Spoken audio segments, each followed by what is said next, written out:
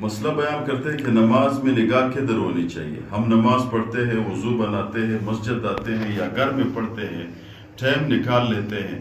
چھوٹی غلطیوں میں سے ہماری نماز میں ثواب کم ہو جاتے ہیں. تو نماز میں نگاہ کدھر ہونی چاہیے؟ بعض علماء کہتے ہیں اس کے ترتیب دیا ہوا ہے کہ اس رکن میں ادھر ہونی چاہیے اور اس رکن میں ادھر ہونی چاہیے. مثال کے طور پر تکبیر تحریمہ میں نماز میں نگاہ، جب تکبیر تحریمہ شروع ہوتا ہے نگاہ کدھر ہونی چاہیے؟ قبلہ کی طرف ہونی چاہیے، زمین کی طرف ہونی چاہیے، امام کی طرف ہونی چاہیے. اور دوسرا رکوع میں کدھر ہونی چاہیے، سجدے میں کدھر ہونی چاہیے، اتحیات میں کدھر ہونی چاہیے، اور اسی طرح قیام میں کدھر ہونی چاہیے.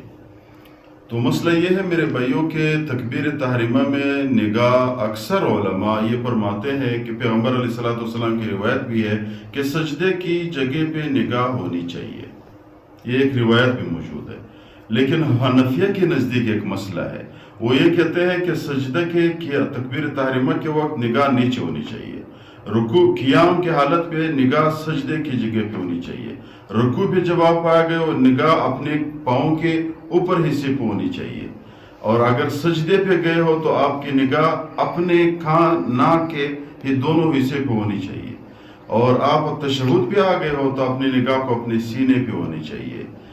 سجدے کی حالت میں وہ فرماتے ہیں حنفیہ کہ صرف قیام کی وقت سجدے کی حالت سجدے کی جگہ پہ ہونی چاہیے. رکوع میں اپنے جسم کو برابر کرنی چاہیے. اگر آپ رکوع میں سجدے کی جگہ پہ دیکھتے ہو تو آپ کی سر اپنے جسم سے برابر نہیں ہوتا ہے.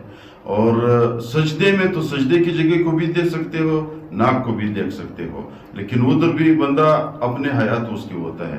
اور تشہد کی حالت میں بندے کو عجز دکھانی چاہیے. حنفیہ نے دلیل دیا ہوا ہے. تو اگر ادھر سجدے کی جگہ پہ بندہ دیکھے تو پھر بھی اس کی حالت وہی عجز والی نہیں آ سکتی ہے. لہٰذا تشہد کی حالت پہ اپنے سینے کو دیکھنی چاہیے، اپنے سر کو نیچے کرنی چاہیے، جھکنا نہیں چاہیے، سر کو نیچے کرنی چاہیے.